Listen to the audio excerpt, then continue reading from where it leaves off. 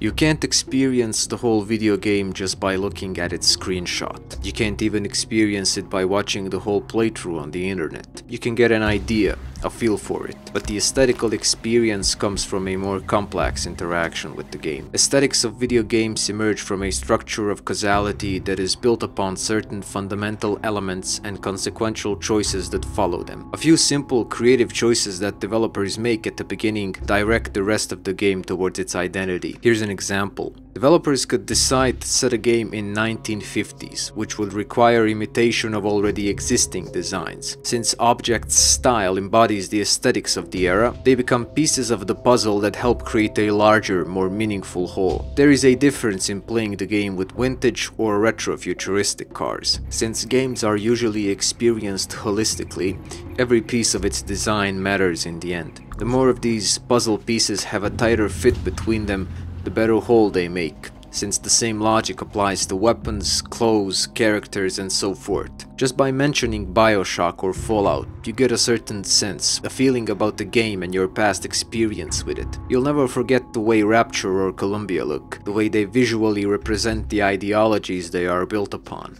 Video games are primarily a visual medium, with a focus on interactivity. Therefore, creating unique and coherent aesthetics is a lot like laying a brick wall. Experiencing them is looking, touching, and climbing over that wall, sometimes even destroying it. Far Cry 2 is a game that tries to make everything work towards a unified and greater whole by exposing you to its individual elements. Its aesthetical vision serves as a master to its mechanics and design. The single most important aesthetical choice in video game design is the setting. All Far Cry games or GTA series are essentially built upon the same ideas: action, player freedom, first or third person perspective. What makes them different is whether they are set in 90s LA, 80s Miami, or 2008 Africa. The rest is just neurotic mission givers, better graphics, and bigger worlds. Every single detail in the game is dictated by where and when. Cars, weapons, clothes, radio stations, even graffitis in public bathrooms. It represents the foundation for the aesthetical experience. Once developers make this choice of where and when, expanding it is where the look and the feel of the game emerges from. Shooters set in post-apocalyptic dystopia, cyberpunk future, or present conflict can all end up being completely different games, despite similar gameplay, because games are not just systems with fail states, but experiences. GTA 3 and Vice City are, at their core, games where you get to drive cars, shoot guns, and manage egos. What makes them different is the aesthetics, based on the setting. Far Cry 2 brought a contemporary and realistic setting to the series, making it its core identity for the future and leaving the supernatural aspect to an occasional Easter egg and spin-offs. There you go, we already have a legacy.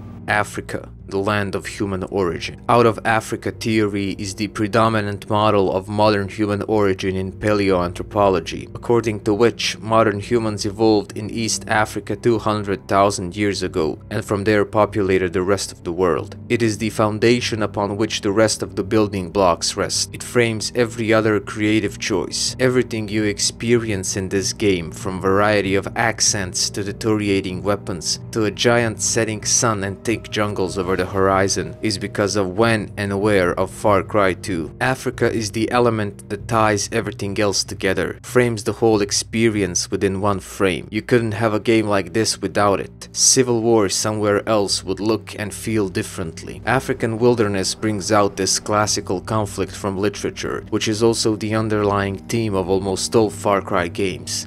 Man versus nature. And while there are no real threats from nature itself, apart from falling down the hill or getting caught in a bushfire, it still can make you feel its horrible vastness if you find yourself without a car and you have to traverse on foot to the nearest safe house. Its wilderness is used as a backdrop for a modern conflict. Apart from a barely existent plot, Far Cry 2 tells a broader story through its world. A story about human nature within the nature itself. This is an essential part heart of every Far Cry game. Horizon dominated by nature. From blank deserts to jungles that conceal the sun, traces of human efforts are just a tiny mark in this world, and everything is bleak and washed out so that the only truly lighted places are interiors bathed in pools of electric light, and only colors that truly stick out are red flares and blue signal smoke from your bodies. Everything else blends into the bleakness, even blood. Those interiors that are available to player are small packages of atmosphere. Removed from the outside world, they offer a moment of peace where concentric circles of light try to steal faces from the shadows, and dead animals are the only decoration. You drive a cranky boat down a narrow green river. You ride through the savannah while antelopes run away from you. You fatigue in the desert. You get your assignments from jerry-rigged towns, have shootouts in abandoned junkyards, walk through the jungle hidden from the sunlight. Just traversing through this world is an adventure. It even manifests itself on your windshield, making it dirtier as you go and shrinking your field of view. This world is thick with atmosphere of desolation and decay. Everything in Far Cry 2 is juxtaposed against that silent, all-encompassing, ever-present nature. It truly makes you feel small when you stop to soak in all that desolate space. Never deliberately hostile nor helpful, its largest effect on you is the indifference towards your presence and actions, silent and eyeless witness.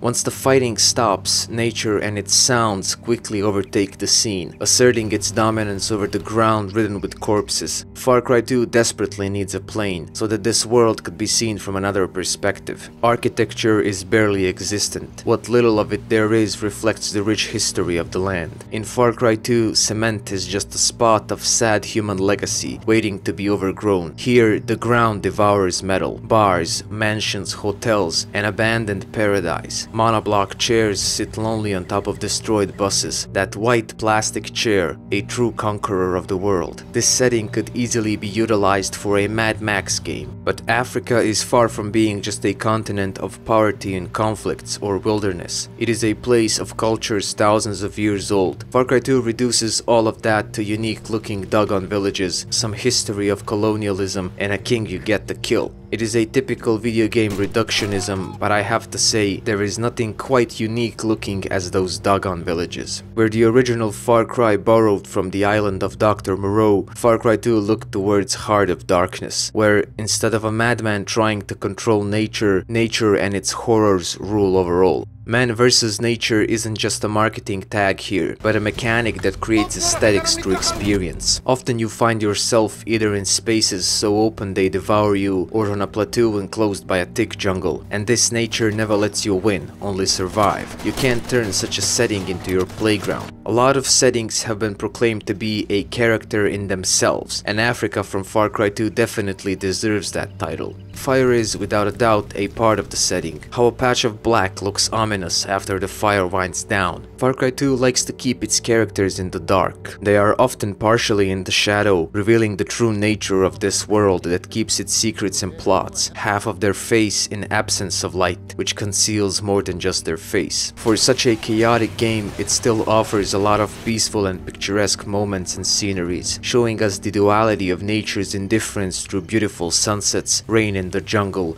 or the desert sand under a full moon. All of it supported by a pervasive ambient score that goes deeper than skin, with sharp contrasts between calming and ominous. There is always a very strong sense of location supported by environment and its details. Those who can't help but steer from the main paths will find many different pieces of a larger story. Animal skulls in the desert, car wrecks, crashed planes, food being prepared in the trunks, bus skeletons, sacrificial pits, deals gone bad, trails of blood that lead to a corpse and a diamond case, piles of burning passports. This is silent storytelling, and its story is about an unforgiving world and human savagery within. Even that radio station host is a grim reference to the role radio stations had in Rwandan genocide. But the most consistent element across all environments is the sun. As if it is an all-seeing eye of a cosmic giant, it bathes everything with light. Sunset and sunrise flood the world with tints of yellow and orange. Everything that's illuminated casts a dark shadow. Metal of your weapons reflect the distant light. Its rays sift through treetops. It mirrors itself on the river's surface. You feel both its influence and its absence. Sun in Far Cry 2 is something you have to experience. Even AI is affected by its setting since enemies become less aware of your presence. Apart from the desert, savanna and the jungle, the world of Far Cry 2 has a lot of interesting locations like old slave outposts, European companies, a castle, dug-on villages, scrapyards, oasis, with styles such as colonial, industrial, shanty-like and tribal. Those 4 possible starting locations are interesting in particular. A slaughterhouse where flies buzz around drying meat as if it is their kingdom. Lumberyard with piles of logs resting in the sun. Fishery with dead fish piled on top of each other, staring into nothing with their dead eyes. And cockfights with an improvised ring for them to hurt each other. Things die in all 4 places. It feels like foreshadowing of what's to come.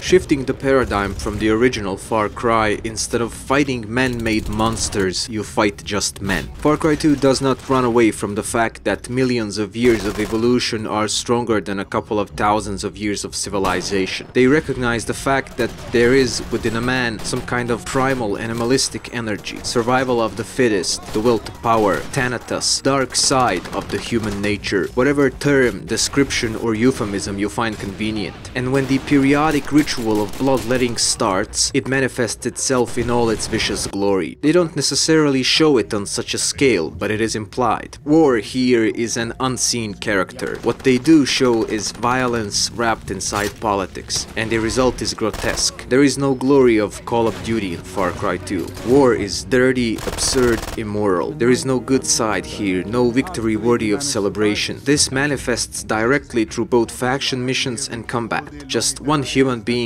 against the other. Failed government and civil war bring specific aesthetical elements, forcing certain experience on the player as a result. Instead of climbing the hierarchy of power, there is no hierarchy. Instead of making lasting friendships, you get to be used by both sides. Instead of being a hero or a villain, you get to be a mercenary doing good, bad, and everything in between. It's easy to let the player loose on Nazis or terrorists, but how would you do such a thing in a civil war you do not understand? This game simply does not offer power fantasies. It's man versus man all the way, and who gets to decide who's right when there are no good guys nor winners. You don't get to decide who's right, you just get to see how hard the choice is. In most games you can clearly distinguish heroes and villains, sort them out in your head, point your guns towards them and know how you should feel once they're dead. In Far Cry 2 there aren't a lot of people whose death should make you sad. At the core of every conflict is just man versus man, 2 life forces trying to render the other one dead, hoping to build an empire on a pile of their bones. Leaders and captains wear distinctive clothes to make them more personalized and memorable. Apart from that, everyone else are just generic models so that you don't face someone menacing or unique. There are no interesting characters to kill. You are only a part of the problem in all of this, and you're neither its cause nor solution. You bring your fair share of pain and suffering, but you never go above that man versus man dichotomy.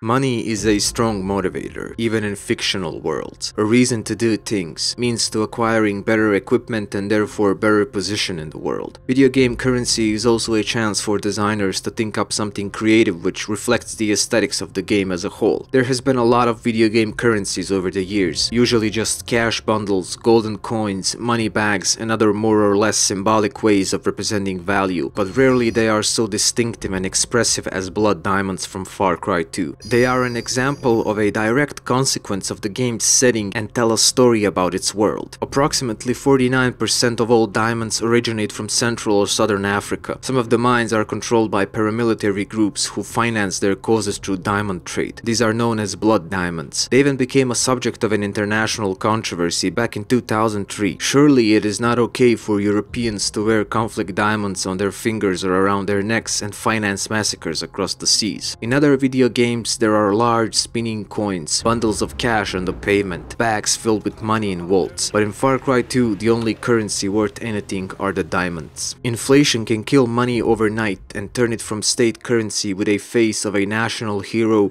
to toilet paper or timber. This is another story told through currency. Our money is worthless because it's just a paper with a human face printed on it. What holds value despite the war is a natural resource that people all over the world consider valuable in itself and not as a representation of value. Nature dominates again in the world of Far Cry 2, and once more it is through indifference to human affairs. And there's no reason to think about all those ways to cut a diamond. Someone else down the line will take care of that. These are rough, just like the game itself. From illegal mine shafts where slave labor is utilized, through criminal hands and black markets towards European jewelry shops, where their price suddenly jumps. From there onto fingers and necks, then towards the controversy, all the way inside Far Cry 2. This is an example of a narrative iceberg which Hemingway borrowed from Freud. You are exposed directly to a single feature like an in-game currency, which is nothing new nor special, but what it represents is far deeper and more meaningful. It just takes a player to unlock this additional layer of the story. This brings to mind new monetary system from Fallout games, where you get to collect those washed out pre-war dollars from safes, but use caps as currency instead since paper money is worthless. Throughout the whole game, your only motivation is financial gain. The only way to spend it is to buy better weapons. An inescapable vicious circle. But one singular effect that African setting has on the whole game, one that unifies the whole experience, is the element of depowering the player. In Far Cry 2, you are constantly reminded of your position within the world. One of the first consequences of game being set in Africa, one that caused a lot of controversy and isn't about to be implemented as mechanics anytime soon, is malaria. You get inside a country with a simple order, kill the Jackal, but it's not about to go down that way. Even though a lot of players deemed it a bad design choice, the fact that you suffer from malaria adds a lot to the game, and that man versus nature conflict. You are not the lord of death in this game, and even if you bring death to others, its original source is outside of you. This is atypical for an FPS. The fact that you may start to fatigue in the middle of the battle or a car chase puts you in a humble place from the very beginning of the game. You are just a human being in the middle of a war, with a sickness as a shadow looming over your head at all times. And when you think about it, it really is humbling, since being bitten and disadvantaged by a creature so small and insignificant goes against the very principle of a first-person shooter where threat is usually measured by size or numbers. In Resident Evil 7, your hand gets sawed off at the very beginning of the game in a violent and visceral sequence, but as soon as you wake up, it's stapled back. Fake danger, false threat. Malaria is there to stay, on every copy of the game, physical or digital, forever. To put an enemy inside of you instead of crocodiles lurking below the surface is an interesting choice. Not as dense nor dynamic as this, but interesting, because it tries to fill this shallow 3D model, if not with personality, then with the illusion of life and its fragility. To put this ever-present inconvenience over the player's head without the possibility to cure it for good is a bold choice on the part of the developers. Perhaps bad, but bold. It is safe to say that we won't see it anytime soon in Far Cry series or any other series, but that is precisely what gives Far Cry 2 this classical aura, with look, feel and features that have been extinct within video game industry for some time now. There is no doubt that the game would benefit greatly from the inclusion of crocodiles, poisonous snakes, lions and other deadly animals that became a significant and signature part of later Far Cry games. But malaria was enough. Having to hunt in order to get crafting materials would have been too much of a hassle. Malaria is perhaps a bad mechanic, but it certainly creates a Cthulhu-like aesthetics, where there is an invisible enemy you have no real control of looming over your in-game existence. In first-person shooters, there is always a gun between you and everything else. Muzzle is the first thing you offer to the world, and you are destined to look at everything over its silhouette. It dominates your frame and is often an extension of both the avatar and player's will. Its sights are a tip of your perspective, driving you forward, pulling you in. It is an element often taken for granted, a means to an end, but it's not just an object through which you manifest your domination. It can become an aesthetical element.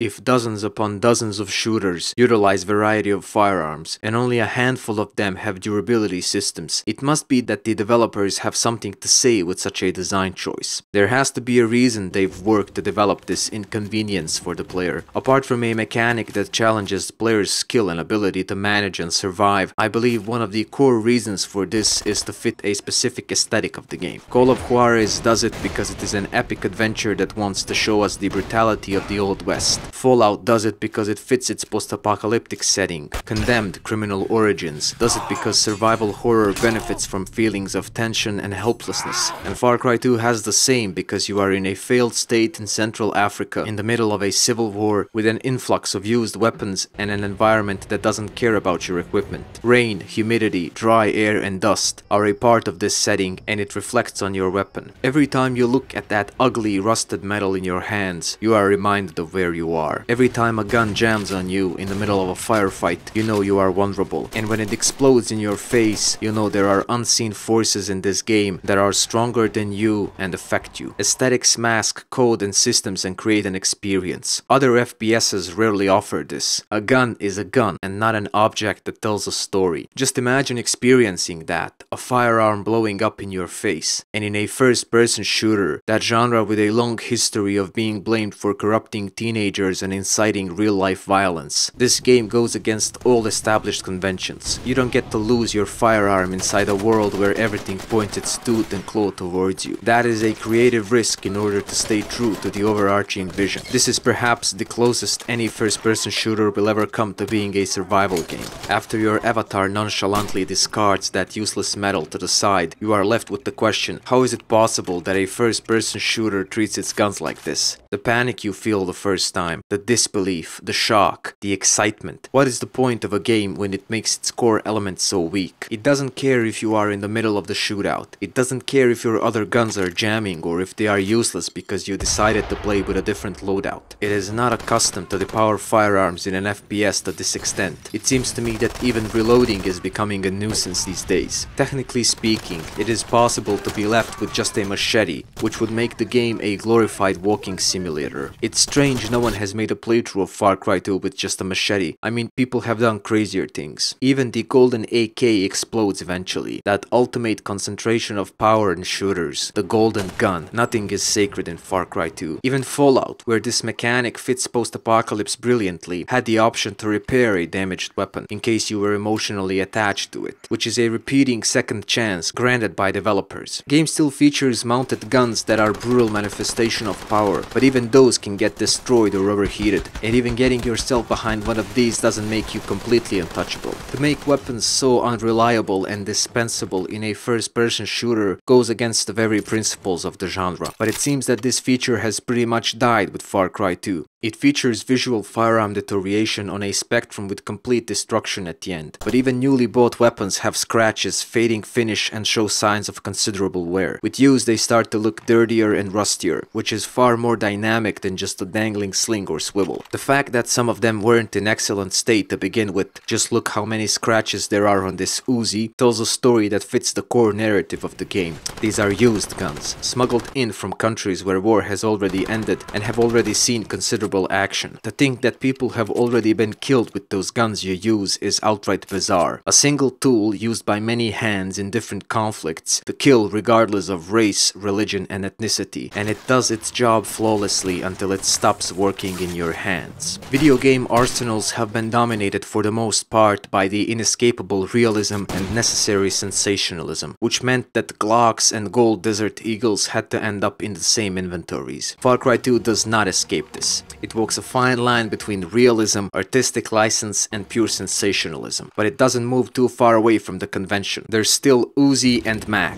AK-47 and M4, the overused Makarov, RPG, and the rest of the usual suspects already seen before. But there are oddities like the mortar or the dart gun. There are some purely aesthetical choices like the lesser-known Star instead of the 1911, an alternative to Classic, or the improvised explosive devices instead of C4. Star looks like a poor man's 1911, copy of a tested and proven design, making an appearance in only one more game. IEDs look cool with all the detail, the duct tape, batteries, cell phone and exposed wires. They also embody that spirit of insurgency mentality. An AK has to make an appearance, and in African setting makes more sense than it does in most games. Its recognizable silhouette follows civil wars, uprisings and paramilitary groups all over the globe, giving power to tyrants, then taking it away from them. Ruben calls the AK-47 in one of his blogs the diplomacy of this destitute country. Tranquilizer rifle is also a rare sight, putting everyone into deep sleep with just one shot.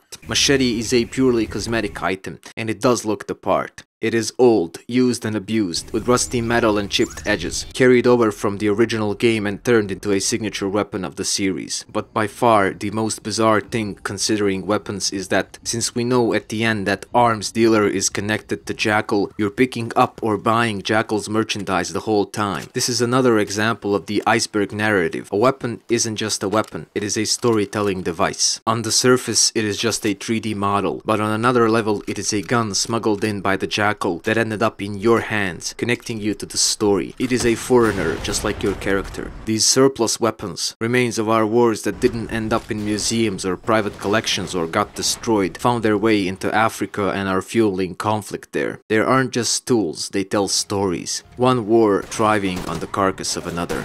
Bought and sold repeatedly. They're not biodegradable. Only the dead are biodegradable. The game is set in 2008, that dark age of human history before you could turn yourself into a dog with your phone. The very frame of the word smartphone was a lot smaller at the time. If you want to find out your exact location, you have to dual wield an in-game map and GPS device, since there's no minimap. In-game map is just a bundle of papers with your current location on top. GPS is a ruggedized handheld device designed to operate in extreme environments. And you know that multi-tool you use to rip lead out of your flesh during what's bizarrely called healing animations? It's actually a part of the IED set. If it's good for twisting wires, why not operate on yourself with them? Ratchet has a cool animation in one of the buddy missions, where you get to slam it against a valve on a gas canister, and features unique repair animations for different vehicle types. All of this diegetic working equipment and animations make you more of a grunt and a working stiff than a warrior. Whenever you create a dynamic system within an open environment, there is potential for things to get interesting, from a goat simulator to first-person shooters. Mechanics themselves are rather simple. Different gun models have different stats and magazine capacity. Special weapons allow for a stealthier approach or ranged combat. Firearms condition impacts jams and malfunctions, eventually causing them to blow up. Fires can be started on purpose or by chance. Malaria attacks happen every 30 or 40 minutes. All of this multiplied by players' personality, playstyle and skill in order to produce a variety of outcomes and experiences. This is emergent gameplay, where simple mechanics create complex situations through interaction. It tries to imitate nature. A single speck of sand couldn't create such imagery, just like enemy AI doesn't constitute the whole of Far Cry 2's combat. Being able to cut down individual branches with bullets is a rather meaningless feature on its own, but once you experience a shootout in the middle of the jungle, it becomes obvious how this attention to detail adds to the experience and immersion. Here I was attacked by gunboats. I didn't feel like returning fire, so I just kept on going, but an enemy started firing at me with a rocket launcher and destroyed my boat. I got out and I got an idea. Rockets fly past you relatively slow, so you can dodge them. One of them flew inside the river right under one of the boats, creating an example of a somewhat goofy emergence. Aggressive enemy AI, rocket launcher specifics, and patrolling boats' behavior are all separate elements. Player's existence creates an interaction between them. A more serious example is gun jamming on you while you try to finish off a wounded enemy. It creates an emotional reaction. I was preparing for a final blow and the game forced me to run for cover and unjam the gun. None of this is actually scripted, it just happens as a result of an intelligent design. Combat experience is just the final layer of the shooter, culmination of game design, a whole that is greater than the sum of its parts. Locations are designed in such a way that supports different approaches and weapon loadouts. Gun blazing or sneaking in, sniping from afar or setting everything on fire. A guy shoots at me with an RPG. I try to return fire with a grenade launcher, but it's out of grenades. I switch to shotgun, but it jams just as another rocket is fired. I clear the jam, shoot and miss, but it was my last bullet and so I have to reload. This was unpredictable since you can't always have the newest guns. I can't stress enough how tense and exciting this situation was for me. me. Fire propagation system is a great example of a possible complexity. It interacts with your equipment, environment, and weather. It can be started deliberately or by chance, with a flamethrower, a flare gun, molotovs, grenades, a mortar, and rocket launchers. Carl Gustav also has a sneaky backblast you need to watch out for depending on where you are. Then there's ammunition caches that can cause real fireworks. There are gas canisters, gas stations, barrels, lamps, but enemies have grenades and rocket launchers as well. All of this can affect the combat immensely, turning fire into a master or a servant, regardless of your intentions. Large fires change enemy behavior, taking their focus off of you, but it can very well end up working against the player as well. It also changes the environment greatly, from dry to scorched, and it doesn't work as well in the jungle or near water. Once it starts to devour a dry patch of land, destroying without favor or prejudice, the depth of this web of interactions becomes obvious. A fire isn't just a fire, it is an enemy that attacks everyone, and it has no flag nor ideology. A truly terrifying mechanic, with indifference as its greatest strength, and this is just a single system. Emergent gameplay requires adaptation. You can still plan and try to execute, but so many systems conspire to make things difficult for you. It forces adaptation as a playstyle. It's like some digital Darwinism where adaptation is the only rule of the land. This results in a lack of clear hierarchy of dominance. Nothing is written in the stone, since too many factors you don't have control over affect it. Chain of reaction is never the same. A large fire might end up as a sole winner from time to time. We've all felt that emotional landing once the game is mastered and gameplay becomes simply crossing chores off the list. Far Cry 2 does its best to prolong that feeling. Its systems will constantly interrupt your plans, challenging the conventional player dominance. While other shooters let us experience power we don't have in real life, Far Cry 2 teaches us the depths and randomness of power. Because of this, game almost feels alive. You can plan, but nothing guarantees the execution of those plans. Something lurking in the game's code challenges you, which leads to an interesting spectrum of possibilities and a more memorable gameplay experience. Indeed, it doesn't take too much searching online to find a lot of wild stories from Far Cry 2 fans that had never happened during your playthrough. I had similar combat experience only in Worlds of Stalker games, and to even have to bring up Stalker while talking about a Far Cry game is weird enough. When you reload a checkpoint in Far Cry 3, you're either going to go in guns blazing or utilize a stealthier approach, but for the most part the experience is going to be the same. Nothing really emerges out of its systems. Randomness of Far Cry 2 reduces such repetitive dominance. Since there's no minimap, you have to stay alert in combat. But the fact that some of them actually get inside a vehicle and try to mow you down while you're exchanging fire with others is uncanny. You have to experience this artificial viciousness. This game should have a dog eat dog as a tag, or Darwinism instead of survival. Game design is almost anti-fun, but it's already been proven that there's place for it in video games, since anti-fun can be a lot of fun, just like not every book or film is fun. Perhaps some players are tired of domination, and your buddies aren't spared this brutality either. The way they die just states even strongly how meaningless everything is in this game. You don't get there in time and you just find a unique character model on the ground surrounded by other, less distinctive mercenary corpses. No theatrics, no cutscenes. In other games they prolong this finality or exclude permadeath completely. Especially harsh situation is when you get there in time but don't have any morphine left, so you have to watch them die. Another important thing is that Far Cry 2 goes beyond players' personality. We all carry a set of traits that are consistent through time and space, and they make us behave a certain way. Different personalities prefer certain playing styles. This becomes obvious in any open-ended game, but systems in Far Cry 2 often interrupt your natural leanings, forcing you to adapt to its dynamic world. This is why combat in Far Cry 2 is so exciting, because it goes from ordinary to formless in seconds. You can't keep on reloading your gun after every shot. It breaks your OCD patterns with Emergence. Far Cry 2, like majority of other shooters, offers a challenge. It's just that it approaches the idea differently. You don't get a sense of reward for carefully planning and brutally executing your plan, but for surviving in unpredictable chaos. If you dominate in combat too often, any tension will disappear from it and gameplay will feel more generic. But all of this isn't just about the challenge. It is just another example of how mechanics create aesthetical experience where there's an underlying theme that unifies them. Adapting to emergent gameplay of Far Cry 2 results in one such experience. Dynamic, unpredictable combat where it's easy to get your health halved by a shotgun blast. Reinforce your underdog status. Your pretensions are challenged mechanically and thematically. Violence in this game is not stylized nor choreographed. It happens with its own chaotic logic. This This randomness takes meaning out of it.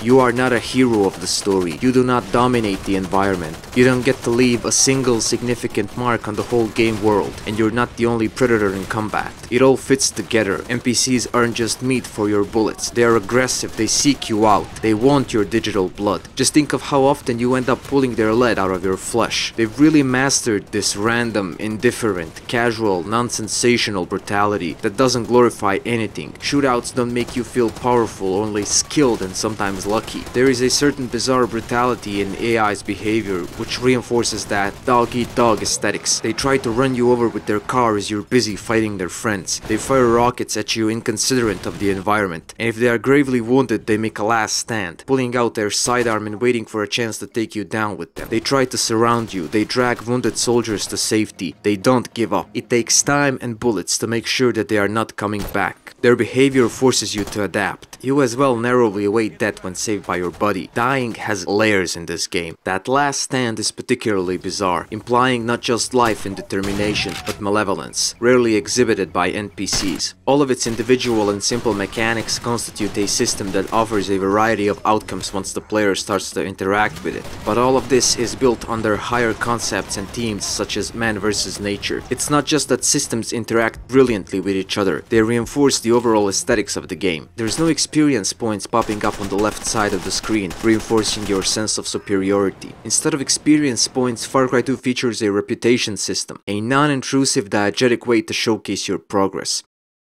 When enemy reactions go from this to this,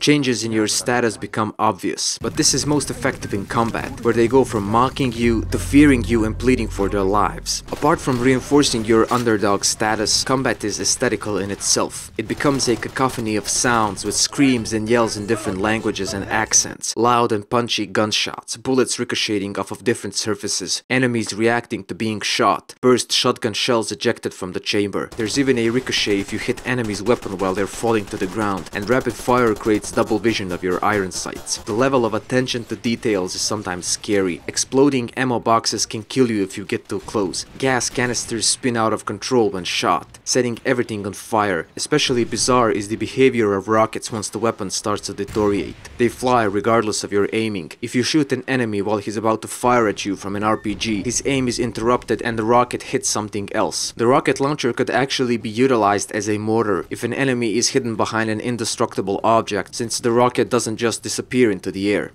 Soundtrack is more grounded, natural, organic. It simply follows your gameplay, rarely stimulating it. It's less aggressive than what came after, but still very well present and felt. It's never bigger than combat itself, which contradicts the exploding beats that often follow shooters in their fast-paced combat. It features an unconventional set of instruments for an FPS, trying to catch a piece of Africa that is around you in its rhythm. It's authentic and vibrant in its depiction of desolation and death. It fits the game really well and doesn't have a life of its own. Just listen to this.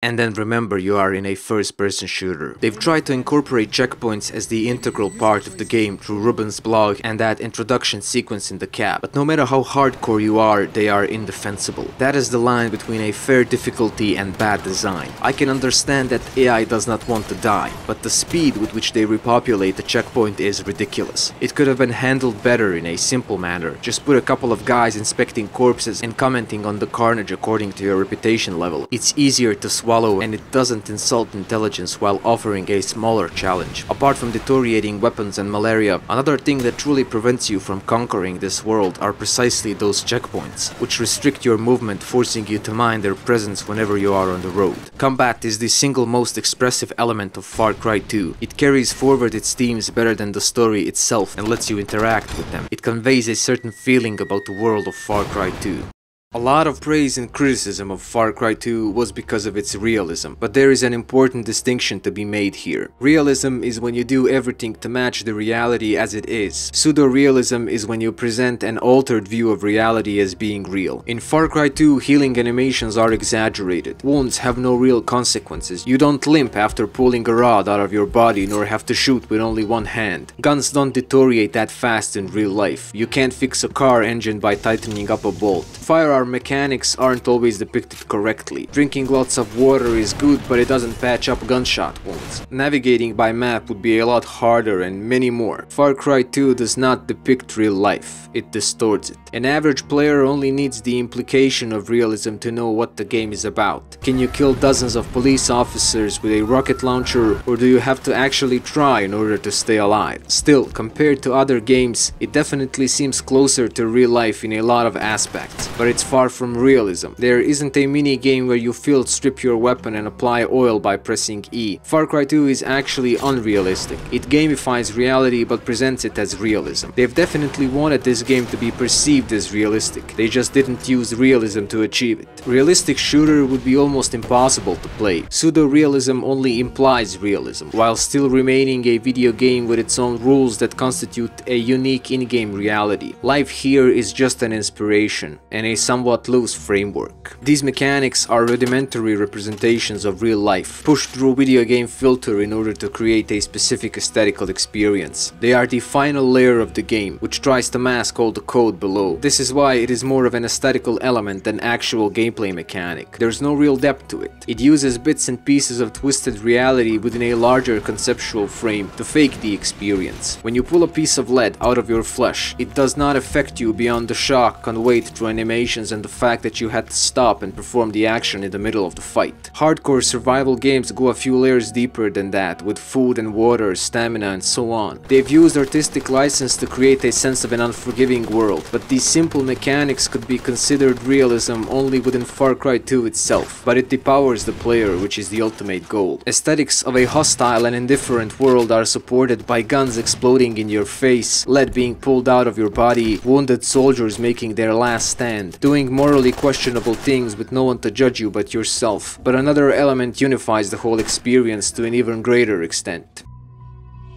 Your gaming experience is already framed by the edges of your screen and other hardware such as keyboard or a controller. It is also framed by your personality, taste and perception. Colorblind players have different experiences, for example. Game itself offers additional layers, perspective, setting, genre, all set very specific boundaries. But by far the most interesting frame of experience in Far Cry 2 is player character and its avatar. Character provides a backstory, offering a chance at role-playing by assuming the role of a mercenary, while its graphical manifestation frames your interaction with the world. Far Cry 2 approaches first person religiously. It does break up the gameplay with cutscenes taking control from the player, but it doesn't take you out of avatar for their duration. Other than that and loading screens, the only way to escape the world of Far Cry 2 and break out of character is to fall unconscious, sleep, exit or finish the game. But there is still a question, where is the character during a loading screen? If only loading screens could be eliminated, then the experience would become a single uninterrupted timeline that never broke the bond between the player and the avatar. First-person perspective offers a less characterized avatar, but more of an intimate connection with the world. It naturally fits certain experiences, and Far Cry 2 is certainly one such experience. With third person, there is a much thicker line between the player and the avatar. The exact same game through a third-person perspective would be a radically different experience. If you want to depower the player, give them deteriorating guns. If you want to immerse them into their depowered state, put them in first person. In most first-person shooters, your gun is always pointed towards the world, which makes it all the more humiliating to see it lowered in submission once you enter a ceasefire zone. Interaction with guards can get tense precisely because of this. They insult, stare and push you away. Such intensity wouldn't be present in a third-person shooter. In order to experience the horrors of its themes, Far Cry 2 had to trap you inside a first-person perspective. From player's viewpoint, pulling a piece of lead out of Avatar's hand is never going to be as shocking and close close as it is from a first person. Avatar's eyes become your doorway into the game. Story this visceral, absurd and brutal should be firmly placed in a first person perspective. You don't get to go out of this skin and all that it does in this world until the end. It unifies the whole experience. In cutscene heavy games, you are a character in one point and just a camera in the next, looking at yourself. Perspective without 3D flesh or texture. But there are many games that never take you out of first person perspective. Half-Life and BioShock being the classical examples. Where Far Cry 2 distincts itself is the physicality of its perspective. The amount of digital flesh and heaviness added to the avatar through animations and interaction. And all of this through a set of hands.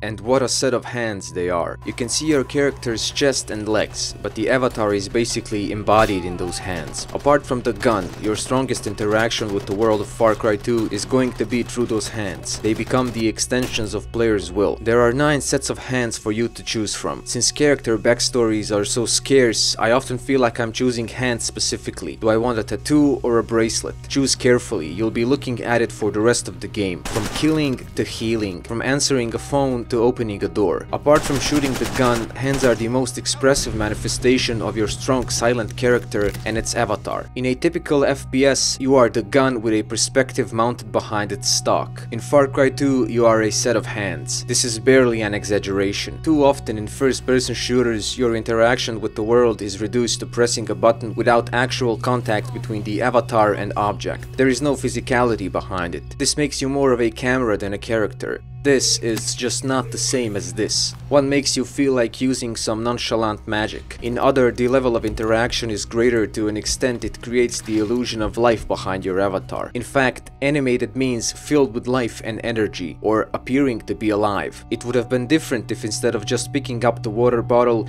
he unscrewed the cap and took a big gulp. Hand animations go along with the idea of radically containing the whole gameplay experience within the frames of first-person perspective. It makes your avatar visible, present, gives digital flesh to an undeveloped character, reinforces the idea of your grunt status. Your avatar's hands are almost a tool in themselves. Hand animations go from really robust to detailed and precise, executed with dexterity. Guns are racked without mercy, lead is pulled out viciously, but then he holds the diamond with 2 fingers, pushes the dart all the way inside the chamber, pulls the shell out of a rocket launcher with the tips of 5 fingers, then again pushes a slug out of his arm with a finger, rips a splinter out of his hand, lights a bunch of matches and cauterizes the wound. They convey a sense of tension and danger on a whole other level. They are so expressive of his personality and current state of mind. This is, in a way, character building. You get the picture of a brutal man doing whatever he can to survive, and doing it mostly with his hands. Far Cry 2 has more variation and creates more illusion of life through its idle and unjam animations than whole series of shooters. They give you a lot of atypical shooter equipment, like a monocle, map and GPS, morphine syringes, ratchet, knife and pliers, cell phone, watch. Using them only deepens the interaction. 2 of my favorite animations are when he holds the AR-16's magazine against the handguard with his thumb while inspecting a jammed bullet in the chamber, and when the whole of his pliers slip while pulling a slug out of his leg and he has to do it again. When I first experienced it, I laughed out loud. I simply couldn't believe to what distance this game was prepared to go. Just think of it. During the course of one game, you'll see hundreds of animations performed the exact same way, without a single failure or variation. This is an example of how to create the illusion that such inexorable finality of outcome can be shaken, because there are animations faulty by design, implying more life behind the avatar, life capable of making mistakes. Just look how much dexterity, frustration, idleness is animated through these animations. Gun explodes in its face and avatar raises a hand to protect the eyes. You threaten an NPC with a machete to the throat, but when he resists you push the blade even closer to his jugular. First part of the animation conveys a sense of brutality. Second part expands on it with anger and willingness to take life. The avatar takes time to turn his head and spin out the cap of morphine syrup.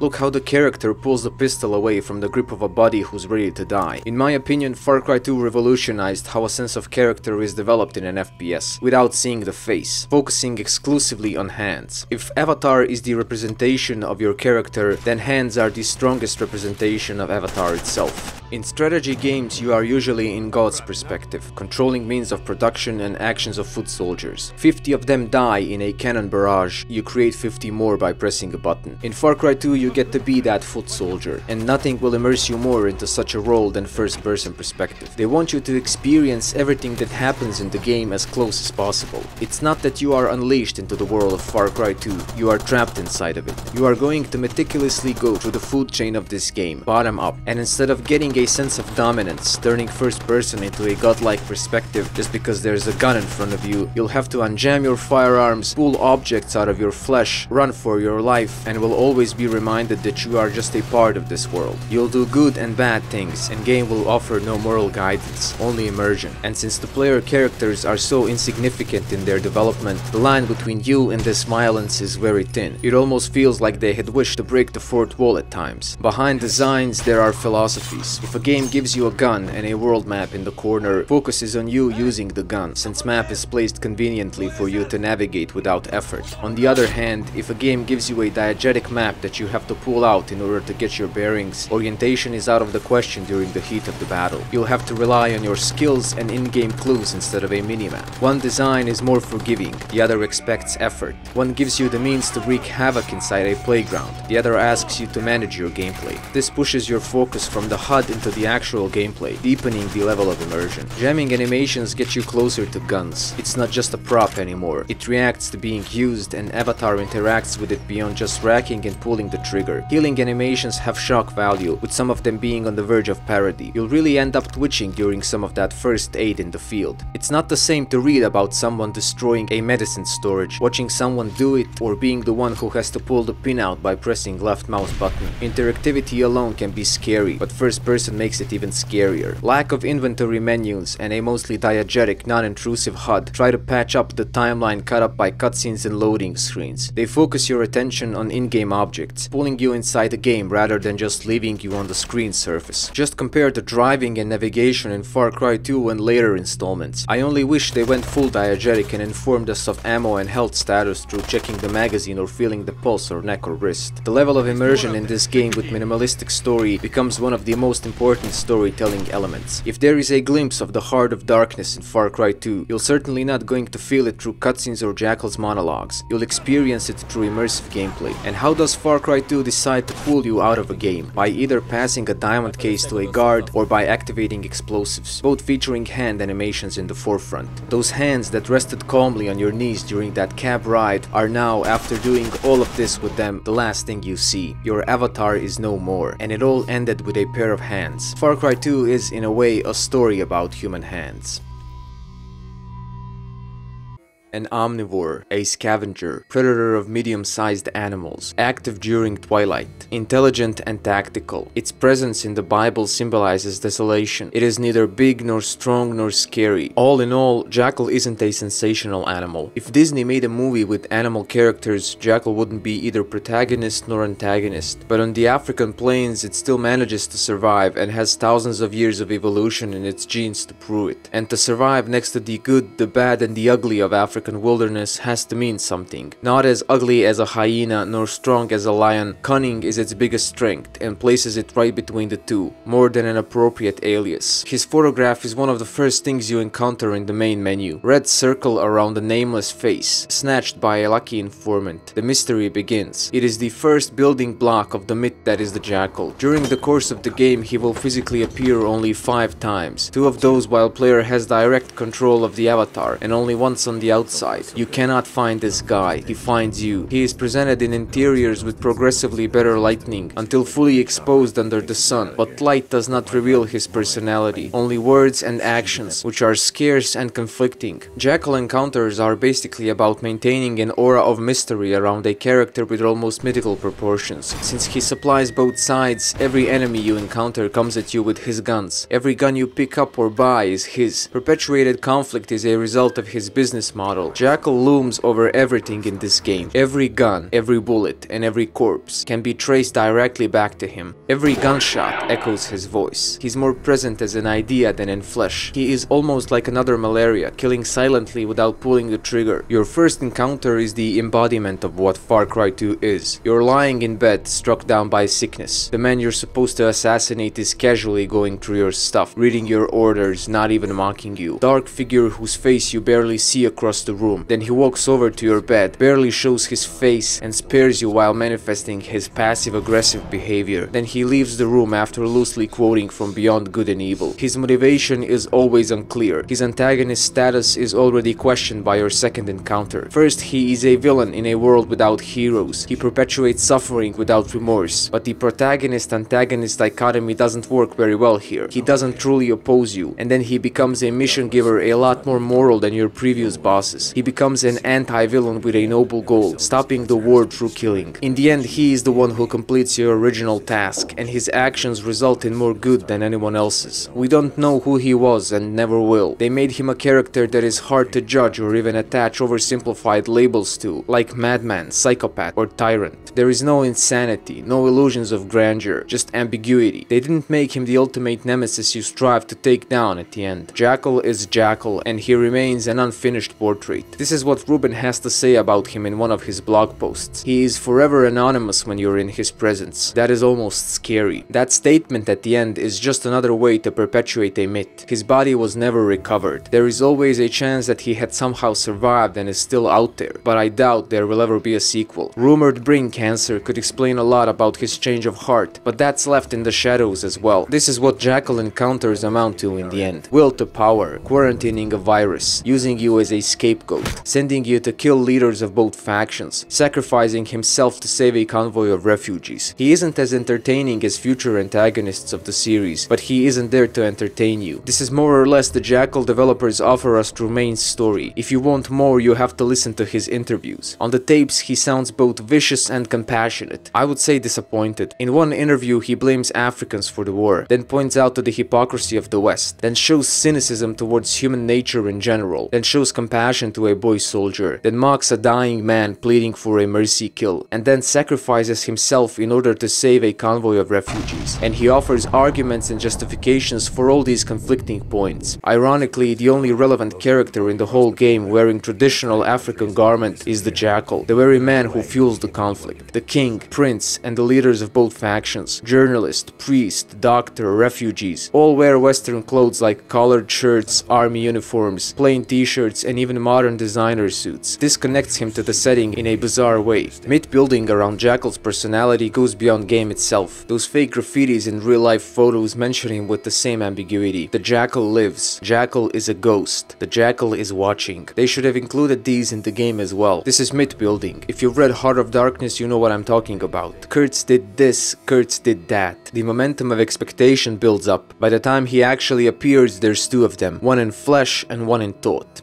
During your first encounter, Jackal quotes loosely from Beyond Good and Evil and reveals to us an important worldview that he holds about human beings. This is the key which Jackal uses to unlock the minds and motivations around him, including his own. Everything that anyone does is in order to reach the highest position on an existing pyramid of power. Biological organisms simply discharge their strength, and when you put that in any social context, you'll get things from competitive sports to genocide. A bleak view of the human species. Who gets the lion's share? That's what it's all about, whether it's between children or animals or warlords. But in Far Cry 2, this isn't just monologue lines. It's a team that inspires design. Jackal's worldview is directly manifested through missions. Two factions at each other's throats for power. Humans fighting inside a food chain for that sharp point of the pyramid. Repetition through interactivity constantly reminds you of this vicious circle. Philosophy materialized through gameplay. Jackal argues that even though he fuels the conflict, he does not fuel the hate, which is already present and does not have its origin in his existence. His weapons are just a means to an end, a tool for hate which is all too human. Otherwise, people would just use sticks and stones. When he calls himself a humanist in one interview, it is an answer to an accusation for dealing on both sides. What an irony. Relativism at its finest. It is such a bold and radical argument. I'm not like governments. I don't have personal interest. I deal on both sides. I don't discriminate. Equally offering a chance to kill. That's humanism in his eyes. is. Jackal is beyond good and evil. He doesn't care about intentions, only results, which is why both his crimes and his sacrifice feel so cold and impersonal. He helps refugees the same way he was selling guns to child soldiers. I'm doing what men have been doing for thousands of years,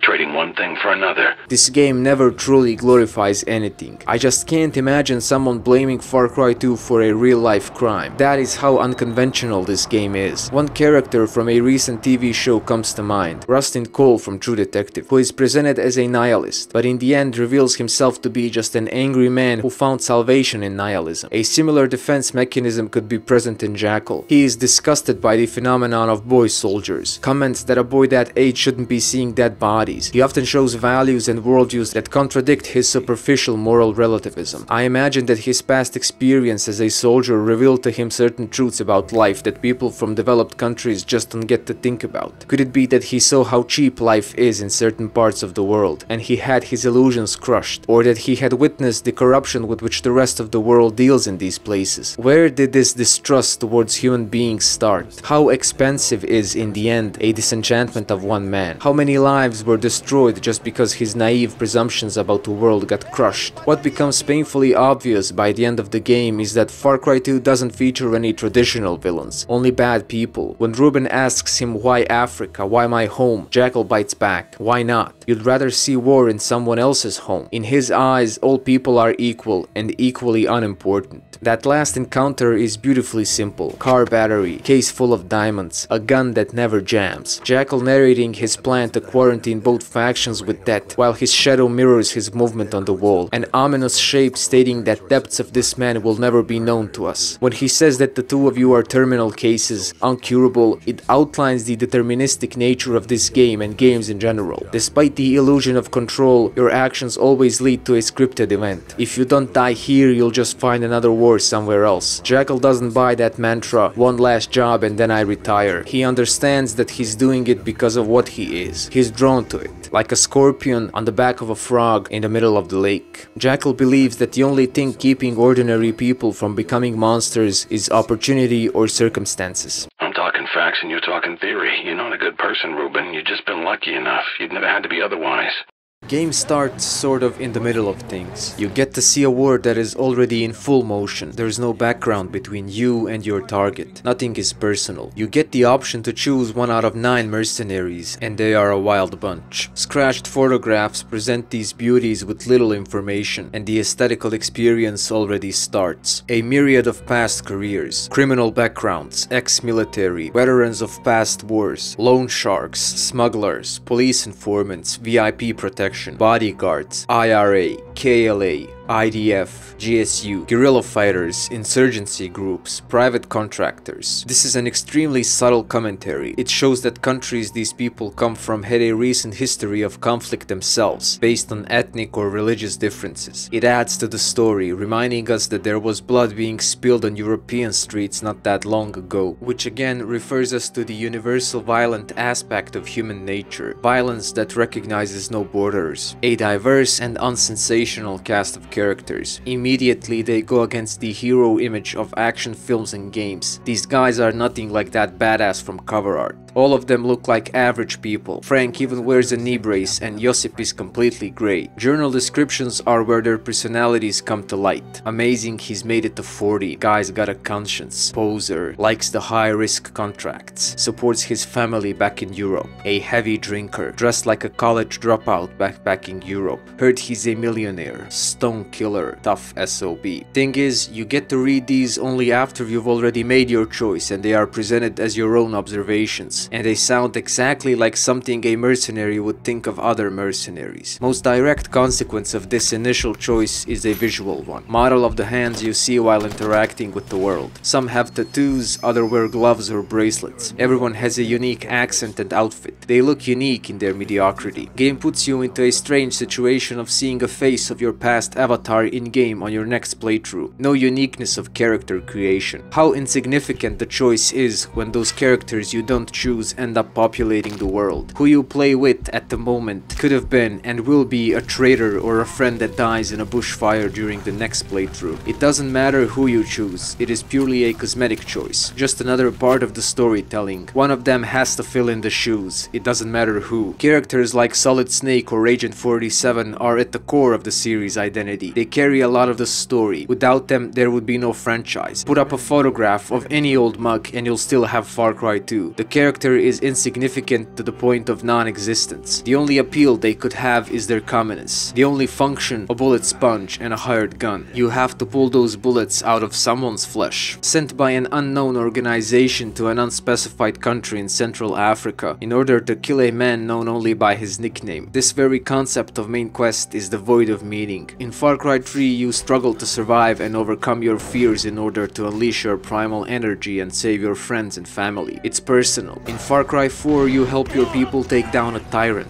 You are a revolutionary fighting a noble cause. It's meaningful. In Primal, you fight for survival of your tribe. It's noble. In Far Cry 2, you have no tribe. You have no personal goal. No identity apart from a tattoo or an occasional grunt while pulling objects out of your flesh. There's no personal vendetta, no noble cause, no real past within the game. You don't liberate anything. You kill for money. Even though the cover art doesn't suggest it, you are nothing but a foreigner in a foreign land. An intruder wherever you go. Shark drawn by the smell of blood to feast on the carcass of a dead whale while tourists record from the boat. In Far Cry 3 and 4 you are at the top of the food chain from early on in the game, despite the fact that both protagonists are just ordinary non-military guys with no combat experience. While in Far Cry 2 you are always the underdog, despite the fact that you are an experienced mercenary. This distinction tells a lot about the aesthetics of these games. Just imagine these characters, how they look and what impression they give, and then look at what you experience through them as avatars. This aesthetical inconsistency has always bothered me. If Far Cry 3 wanted to show us the brutal learning curve Jason would have to follow in order to become such an efficient killer, gameplay wouldn't be nearly as fun as it was. Juxtapose these images in your mind. Photo of Jason and chain takedowns and a bunch of mercenary photos and brutal Far Cry 2 combat. In Far Cry 2 everything tells a consistent story, from your character's background to the way they interact with the environment. It all works towards creating a unified aesthetical experience. No dreams within dreams, no survival in space, no apocalypse, no aliens, just human beings and millions of years of evolution behind them. It was intended to be an interactive journey into the heart of darkness, an ambitious goal that wasn't fully realized. The story isn't bad, it is just that the way it was implemented and reflected on the player is shallow, when it actually exists. It does manage to chip away at some more classical themes regarding human nature and its animalistic depths, while trying to keep balance on the shoulders of a few giants. It has a minimalistic plot. Ambiguity and implications are utilized more than actual storytelling. Arrival, Malaria, grunt work for both factions, relocation, more grunt work. Halfway through the game you're not any closer to your real objective. Then you kill captains of both factions and you and Jackal sacrifice yourselves. A story like this wouldn't even need a real script, only a basic framework. Just imagine yourself narrating it to someone. It's impossible to spoil.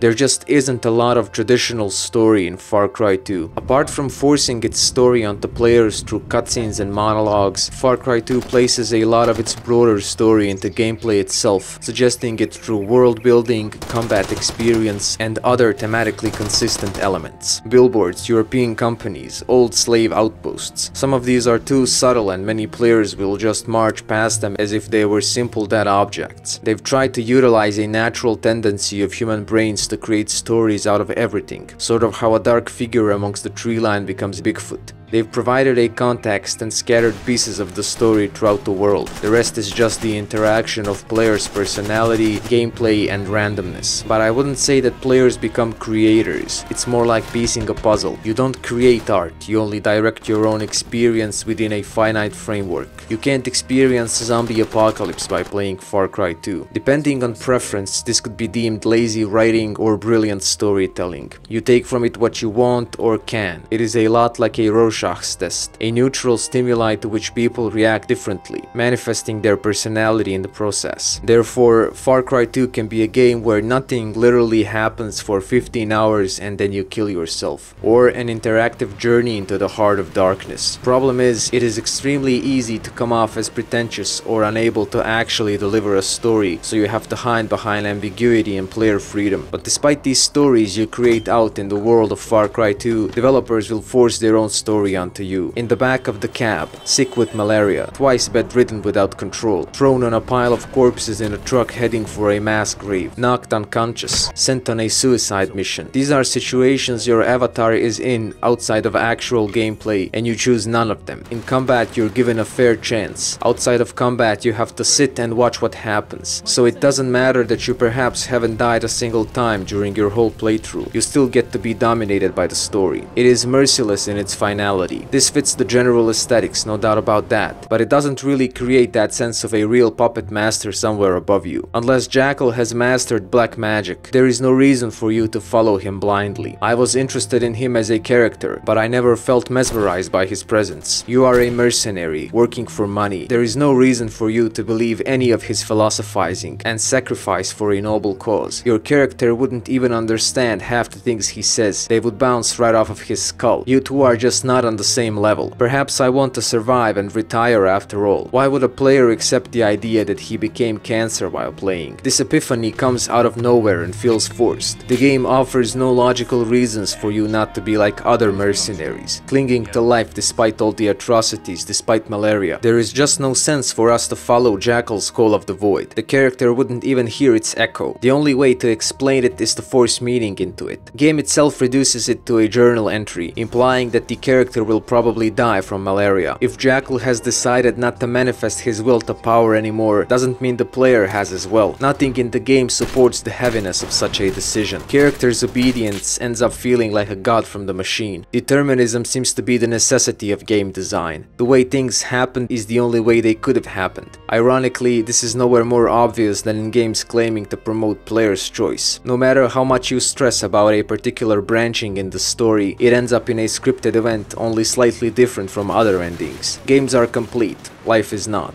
While Far Cry 2 tries to balance between the two during combat, its story is completely out of your hands, which fits the idea of depowering the player. The problem is, outside the actual story, you have a chance. Once the story starts to happen, you lose all control. Why wouldn't you pull a gun and shoot Jackal in the face mid-sentence? Nothing stops you from doing it except developers. The rest of the game and its teams would welcome such behavior. Game reduces the explanation of these actions to a sentence on a loading screen and a couple more in your journal. Why would he begin or keep on working with any faction? Why wouldn't he make a deal with the king and kill his son instead? You can kill or abandon your buddies, but that's where your freedom ends. And even then, it's the freedom that lets you make choices with no meaningful effect on the story. For a couple of hours, you are unleashed into a world where things just wait to kill you. Then you are firmly strapped inside your perspective during cutscenes. They give you freedom, then they take it away. Rinse and repeat until the game ends. BioShock explored determinism much more seriously, incorporating it deeper into its plot. If you are lucky or brutal enough, you will survive the world of Far Cry 2, but its story kills everything. Killing all the mission givers by the end of the game isn't even possible in most RPGs. In Far Cry 2 it's the norm, but it's not your choice. Those you spare are grouped inside a hut for one last time and killed indiscriminately on Jackal's behalf. The only time Far Cry 2 lets you create your own experience is outside of the actual story. Story is always painfully the same, and what differences exist are completely meaningless, sometimes even hard to notice. The one who tasks you with the assassination gets killed himself an hour later. No matter how hard you fight, you can't win that shootout at the end of the first act. You will always end up on a pile of corpses. Reasoning behind this would be that you were outnumbered and cornered, but you face a lot of randomly worse scenarios out in the world and come out of them alive. Emergence is turned off. Failure becomes the only option. Far Cry 2 basically has its own "would you kindly" moment, except it's never spoken. At the very beginning you are pinned to the bed and forced to listen to what Jackal has to say. In the end you have to choose between suicide now or suicide later. This annuls everything you did in between. The only thing that stays is player's experience. How does a dog of war in combat become a puppy once control is taken from the player?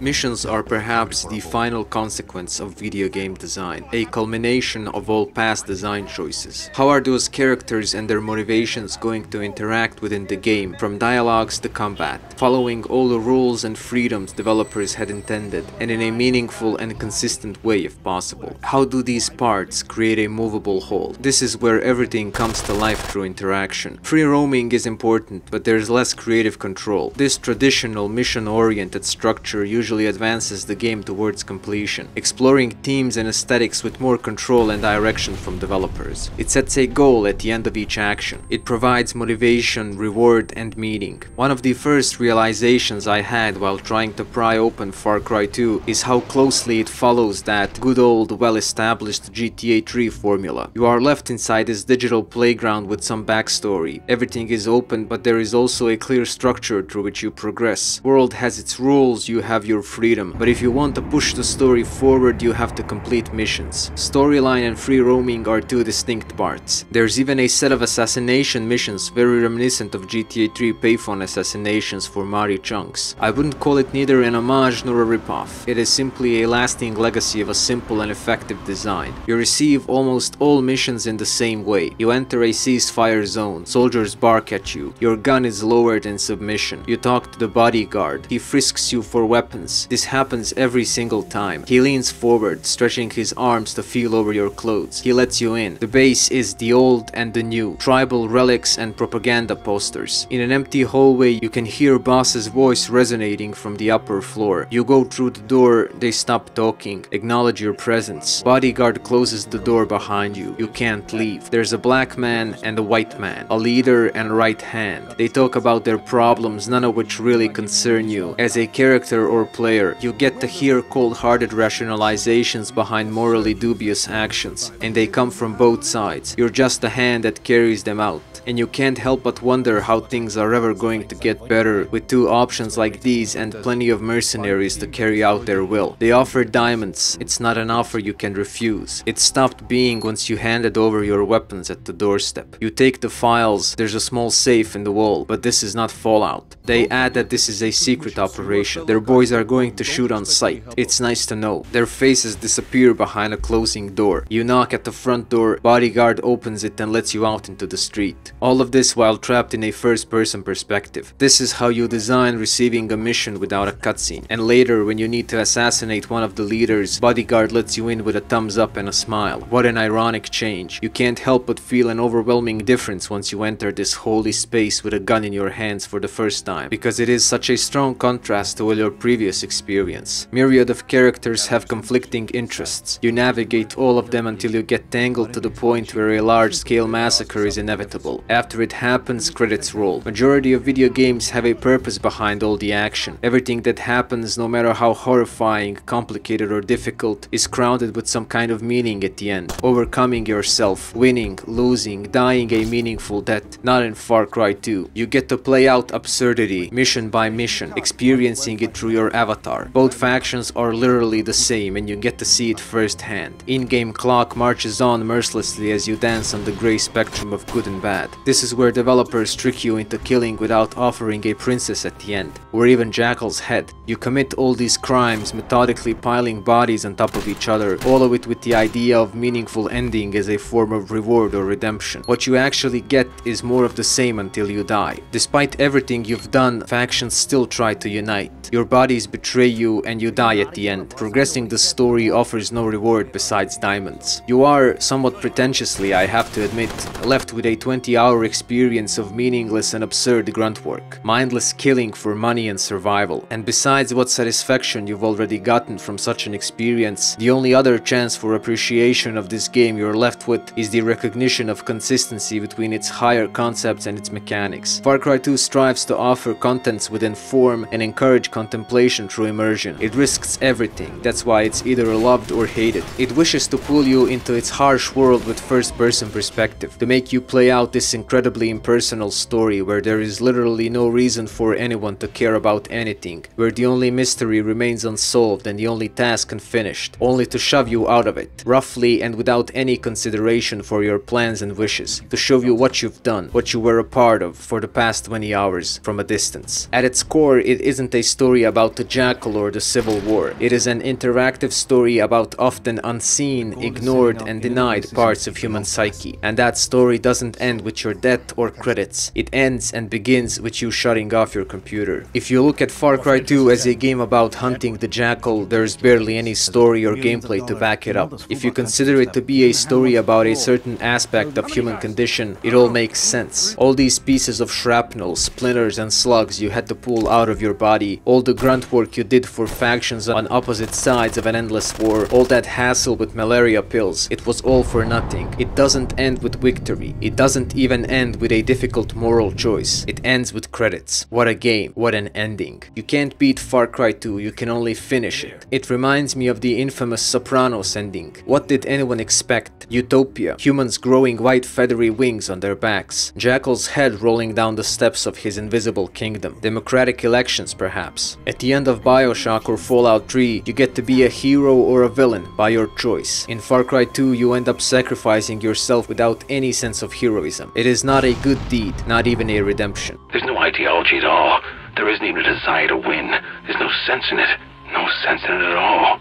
Mission structure is so bare that body side missions feel mandatory. In one faction mission you have to destroy the greenhouse pump. You literally have to go there, shoot up a bunch of guys and throw a grenade. But if you decide to follow your body's proposition, you'll get to see a field covered in fog as your body sprays defoliant over it. Another example of what a shortcut means in Far Cry 2 is the mission where you have to assassinate Yabek on his barge. Instead of taking up a familiar approach and fighting through your target's bodyguards, you park a truck with a missile head on a bridge above his boat and crush the whole thing down on his head. If that's not a shortcut, I don't know what is. Variety they bring to the game almost makes it feel complete. Otherwise, it's just destroy, assassinate, steal.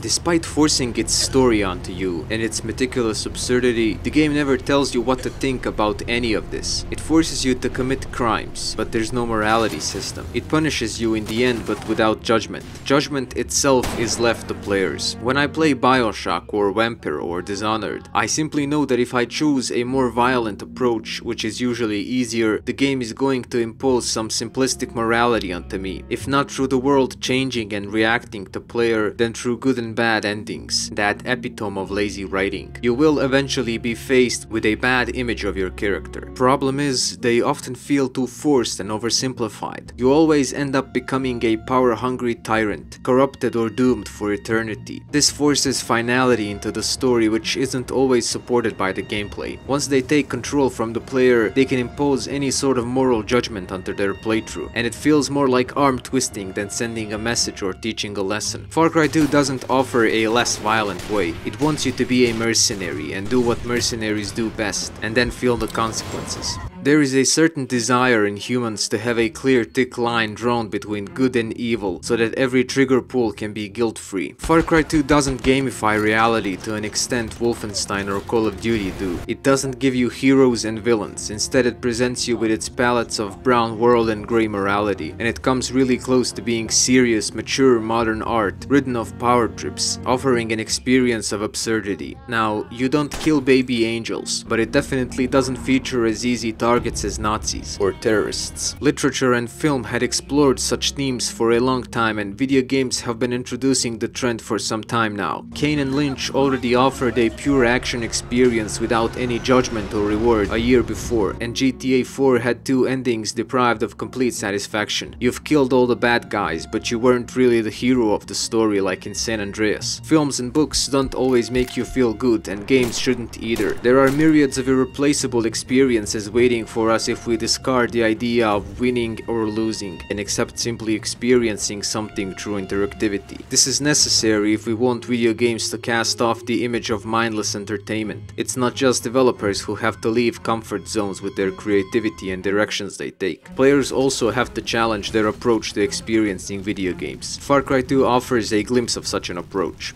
Borrowing smartly, presenting ripoffs as homages and pastiches has always led to some great art. Far Cry 2 had a lot of aesthetical influences at its disposal. I've already mentioned the GTA 3 influence on the game design. Then there's Half-Life and its narrative through gameplay without cutscenes breaking the flow. Boiling Point Road to Hell comes to mind as well, with a similar formula and atmosphere. A large open world, lots of weapons, different factions, freedom of approach, exotic setting featuring wilderness. But its main influence comes from other mediums, mainly film and literature, Lord of War, Blood Diamond, and a more classical source, Heart of Darkness. Any decent analysis of these influences requires a separate video. It is obvious developers paid close attention to all significant works related to their setting and themes. Orlov from Lord of War is a Maudi arms dealer who is all too happy to blab about his success to the viewers. Orlov himself was based on a real-life arms dealer, Viktor Bout, who smuggled and sold surplus weapons from ex-Soviet states to Africa. He is currently serving a prison sentence in United States. He also has a somewhat murky past with a history of military service. Some newspaper outlets dubbed him the Merchant of Death. Archer is an ex-mercenary, gun runner and a diamond smuggler, who likes to put a filter of moral relativism on everything and uses TIA as an ultimate argument for why a grim future cannot be stopped. At the end, he sacrifices himself in order to save a piece of Africa from getting into wrong hands. The influence here is obvious. Both Archer and Orlov have no problem watching people die as a result of their actions, rationalizing it with the argument that the exact same would happen without them, if not with AKs then with machetes. But these characters aren't enough to piece together someone like Jackal. Something more mythical, mysterious, inaccessible has to be there. Archer and Orlov are golden boys, businessmen. There's not an ounce of mystery in them. Final and most important ingredient is Mr. Kurtz. Just like in the book, all of Far Cry 2 is oriented towards the Jackal. This is where the character of the Jackal emerges, between myth and flesh, between contemporary criminals and an archetypal character. The horror is constantly implied through the whole game, with meaningless deaths, all too human savagery, greed and schemes, witnessed by the indifference of nature that encompasses all of it. Without Heart of Darkness, Far Cry 2 literally doesn't exist. Take it out of the game and you'll be left with an open world demo with interesting fire propagation system. Harsh nature of the world and human interaction within definitely comes from these films, but mystery, human nature, universal savagery, that comes from Heart of Darkness. An all too literate reference is present. Once you enter the Heart of Darkness, there is no turning back. It is literally the beginning of the end of the game.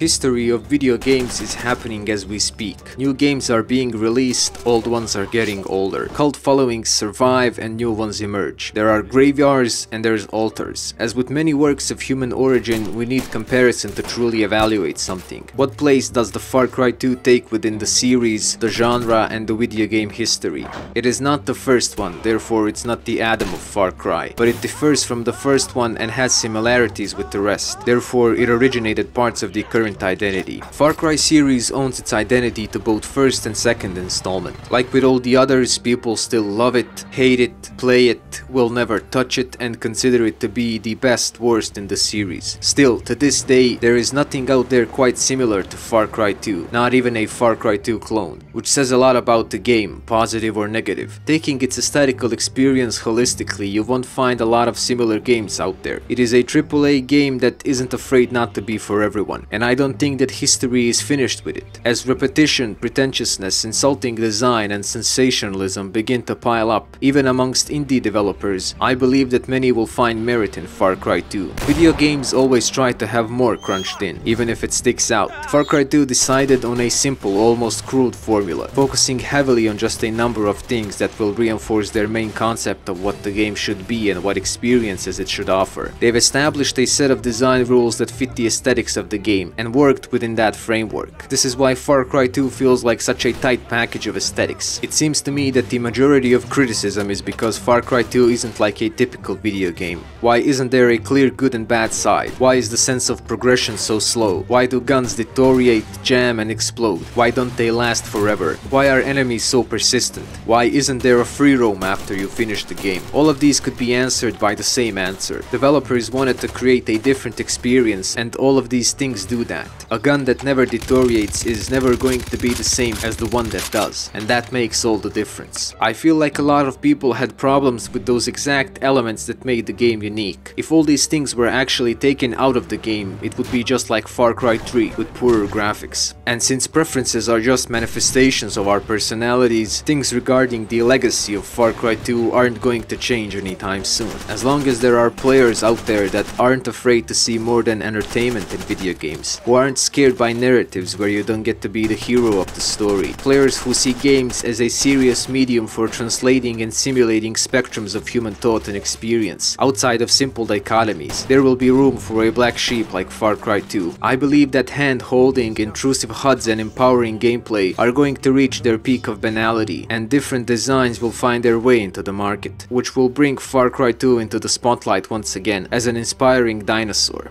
If players today remember Far Cry 2, I believe it is because how its aesthetical elements came together. Behind almost every mechanic, there is an idea that unifies the experience thematically. Everything connects on a web of mechanical and narrative interactions that create a unique aesthetical experience with a singular effect. In later installments, while trying to sand off the rough edges of Far Cry 2, developers had taken some brilliant things out of the design and moved to a more generic side of first-person shooters. Far Cry 3 lets you do fun things you'll never experience in real life, while Far Cry 2 makes you do things you'd never wish happened to anybody. Far Cry 3 has a theme, but its gameplay is empowering chaos. Far Cry 2 is chaos with a message supported by the gameplay. Far Cry 3 offers fun through action. Far Cry 2 explores a certain theme through action. Bottom line is, video games are too often fun-oriented, which is why they are rarely classified as anything other than pure entertainment and not art, because they don't try nor have anything to say about human condition. It is hard to explore serious subjects through fun and empowerment. Far Cry 2 offers a much higher level of consistency. Its environment tells a story, characters tell a story, mechanics tell a story, and at the end, it's all a single story. While working on this text, I've often find myself editing out a recurring sentence. Despite its flaws, Far Cry 2 offers a unique aesthetical experience, and that's the best possible conclusion I can offer.